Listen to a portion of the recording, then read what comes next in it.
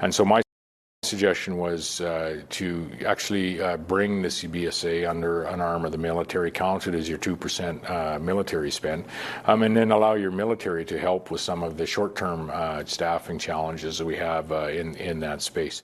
There was some aggressive pushback against any Trump tariffs, including export bans. Ontario Premier Doug Ford has been talking about restricting electricity sales to the U.S.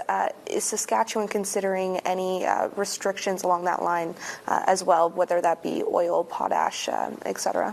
No, what we'd be looking for is how do we actually advance this conversation to get away from the talk around tariffs and get back to doing what we do in North America, which is we are very much part of the energy and the food security supply chain. However, in saying that, we've just heard today that the federal government may be looking at export tariffs on oil, potash, and uranium, export tariffs on our own products, so taxing Canadians on products that we are exporting, which is exactly ridiculous as it sounds.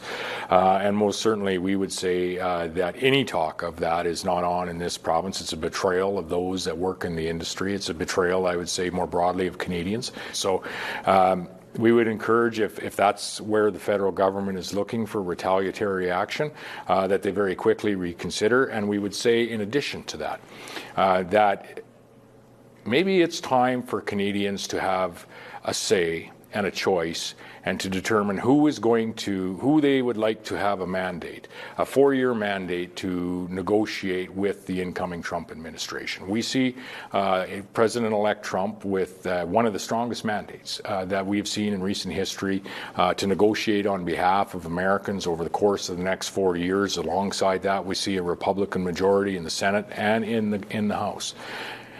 We're over our 4 years of what would be considered the norm for our minority administration here in Canada, and maybe what we need is someone to have the same mandate in Canada to negotiate with that incoming Trump administration. And so we would ask Prime Minister Trudeau to do the right thing, to give Canadians the opportunity to make the choice on who is going to represent them at the table.